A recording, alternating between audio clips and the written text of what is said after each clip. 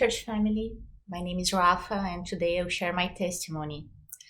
I was born in a Catholic family and studied for 13 years in a Catholic school. Some people may think that having a religious background is enough to become emotionally mature and spiritually connected with Jesus. And well, this is rarely true and did not happen to me. When I was young and my parents were still living in the same house, the atmosphere was usually hostile as they were constantly arguing. And my mom was 10 years younger than my dad, and she was always a beautiful woman. My dad was a handsome man too, um, always attracting looks, and he was a well succeeded man. He had his own company. But the difference between them is that my mom could um, deal with her jealousy and let's say a healthy way. And my dad, he didn't. His jealousy was destructive to him and everybody surround him. My parents were, and in my mom's case, still being good people that unfortunately took many bad decisions by relying on their understanding of things. Their marriage collapsed. My father suffered from a kind of mania of persecution, and in his mind, people were always talking behind him, and my mother wouldn't be respecting him, and he believed in scenarios that he created in his mind and would suffer for things that did not happen. And he put in his head that my mother was unfaithful, and because of that, he shouldn't respect her at all. So he got involved with his secretary, a non believer woman, and who ended up getting pregnant when I was only 6 years old. My dad was a responsible man and he took over the child, my half sister Angelina, and he never let things lack to her and her mother. Even though my mom asked him to stop with his extramarital affair, he didn't accept, and my mom's requested a divorce. He ended up sustaining two marriages. The problem is that he was a different man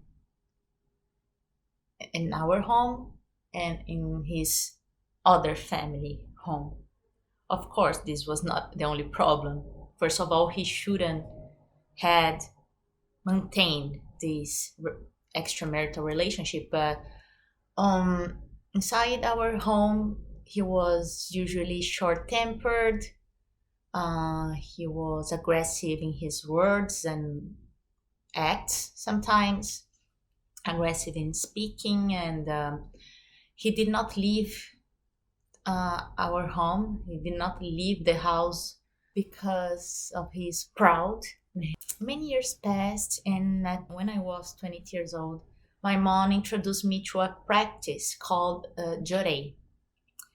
Jorei was created by a Japanese doctrine whose Messiah is not Jesus and whose holy book is not the Bible. I attended that church for a few years, and at first to treat the depression and eating disorders, and of course it didn't not help other than make up the problems. And I became member of that church, and there I met Bruno, my husband, who was attending that church as a member for long years before me.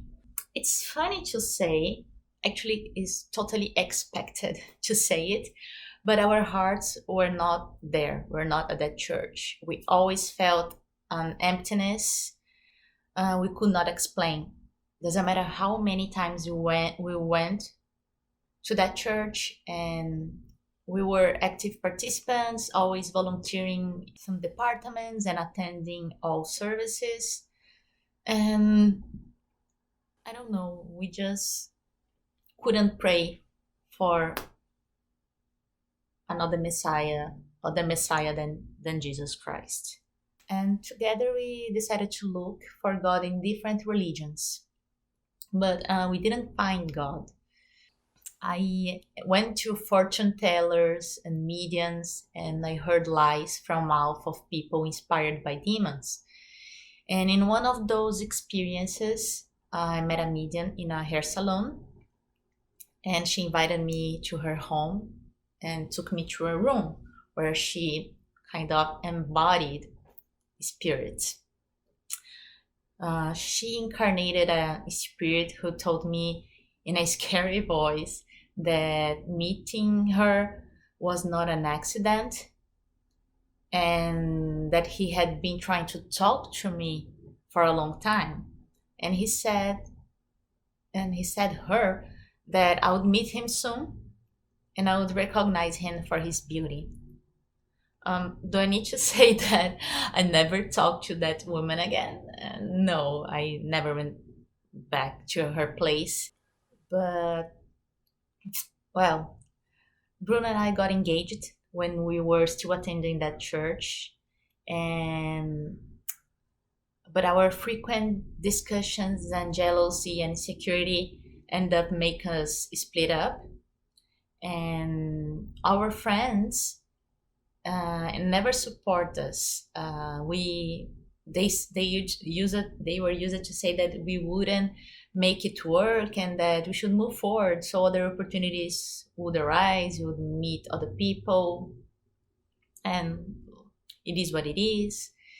And I was devastated at first by the breakup, and in order not to see Bruno again, I decided to leave that church and go to the evangelical church my brother and his wife were attending.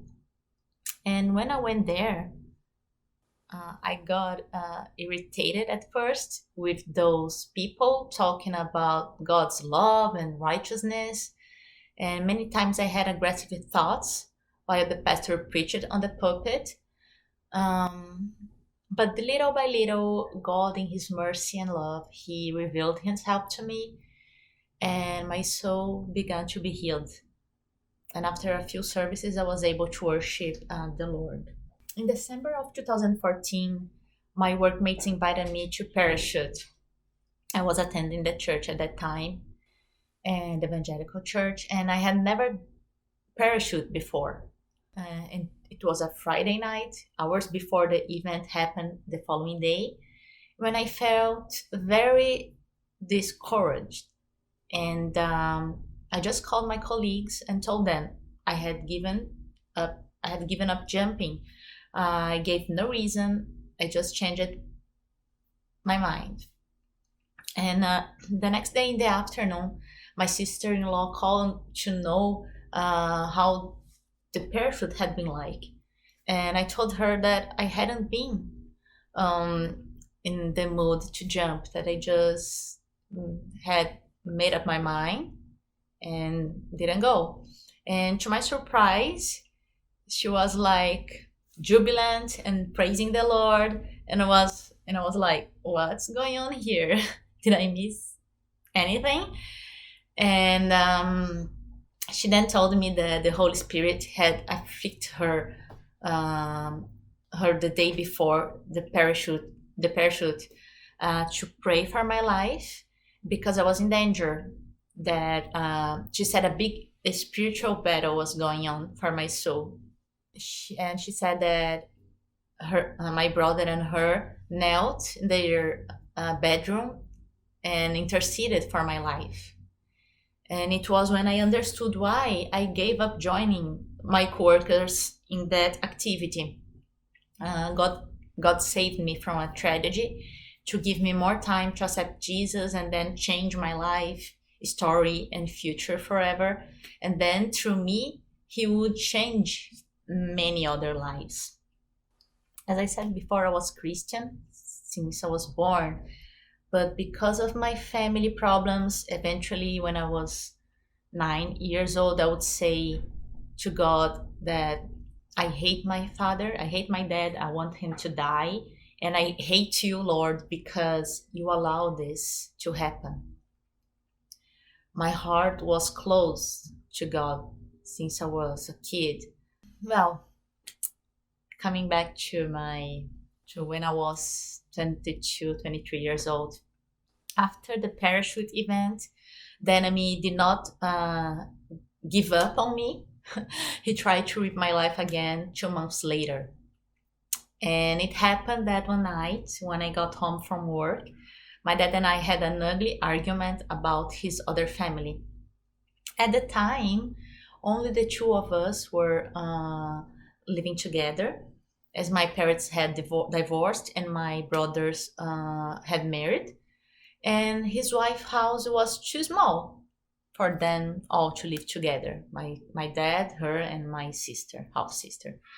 So that day, my dad, because of our fight, my dad kicked me out of home, and it was after midnight when I hardly left to get a bus to my mother's place.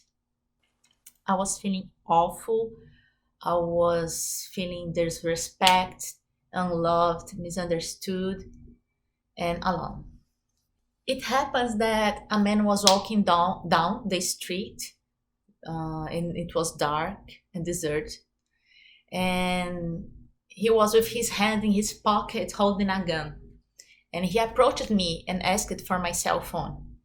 And I don't know, I was so out of my mind, crying, frustrated with life and with my family, that it just crossed my mind to want him to shoot. I said, like, you know what? Doesn't matter. I'm not happy at all. And anyway, I'm just studying and working, but without perspective in life. I can't see that I can count on my family, and I don't have anyone with me right now. Like I wasn't, Bruno and I had split up, so I just faced the guy and said, "Get out of my way." Like I wouldn't give him my cell phone, and I continued my way up the street, expecting that the guy would say or do anything, but he didn't. He didn't shoot. He didn't say a word. He just looked at me as I was stupid, and let's be reasonable here. I went nuts and continued walking down the street until he disappears. And minutes later, my brother called me. My dad was worried about my safety and asked him to pick me up. Shortly after that, in late March, Bruno and I resumed our engagement and started attending the evangelical church together.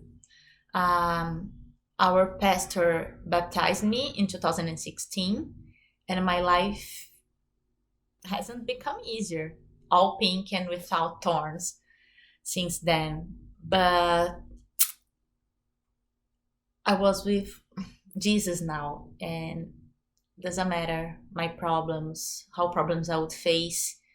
I had the comfort that the life here is is short. Our real life is not here. And I finally understood this in that time. I became more secure. I became happy. I found a reason in everything that I was passing and everything that my family was living. Well, today's message is the enemy doesn't want to give up on people who are under his power and influence. He won't give up easily. So if you are praying for someone who does not know Jesus, continue to intercede tirelessly for this person. Satan hates evangelism and discipleship, and he strives to put as many obstacles as possible in the path of missionaries and those who are zealous for evangelism. As per Paul says in the first book of Thessalonians, chapter 2, verses 17 and 18, in my New International Version, he says, "But brothers and sisters, When we were orphaned by being separated from your a short time, in person, not in thought, out of our intense longing, we made every effort. Certainly, I, Paul, did again and again. I wanted to come to you, but Satan blocked our way. As the end of the centuries approaches and Satan's fury increases, Jesus calls us to war in prayer. It's written in Luke chapter 21, verse 36. Be always on the watch and pray that you may be able to escape all that is about to happen and that you may be able to stand before the Son of the Man. Similarly, Peter makes an urgent call to prayer at the end of the time in his book, his first book, chapter 4, verse 7. The end of all things is near. Therefore, be alert and of sober mind so that you may pray. So let us all be vigilant, right? Are we praying for each other, and especially for those who don't know Jesus Christ? Well, but my life saga will continue in another video, unless your patient and willingness to listen to me lasts 24 hours. So it is how God has worked in my life. So don't stop praying, sharing Jesus, and love people, especially when apparently nothing is happening in their lives. God bless you. God bless you all with these words today. Amen.